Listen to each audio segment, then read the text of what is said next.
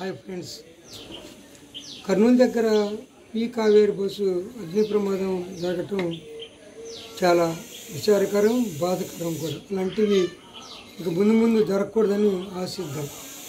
అది ఒకవేళ డ్రైవరు తప్పిదం అయినా కానీ ఆ మంటలు తక్కువ కాలంలో వ్యాప్తి చెందటానికి కారణం ఏసీ వాహనం కాబట్టి.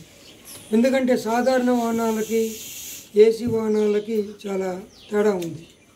ఒకవేళ సాధారణ వాహనాలకి షార్ట్ సర్క్యూట్ వచ్చి మంటలు వేసినా కానీ మరి బస్సు మొత్తం వ్యాప్తి చెందడానికి చాలా ఎక్కువ సమయం తీసుకుంటుంది.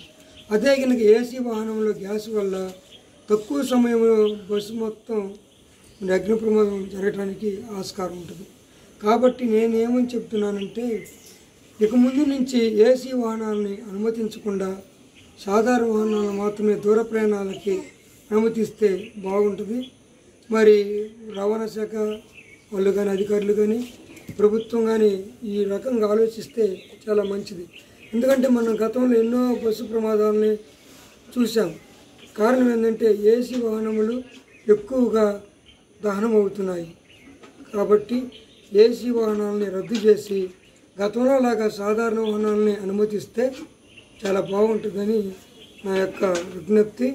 కాబట్టి ఈ విధంగా ఆలోచిస్తే చాలా వరకు అగ్ని ప్రమాదాలు జరగకుండా మనం ఆపగలుగుతాము. వీడియో నచ్చితే లైక్ చేయండి, షేర్ చేయండి.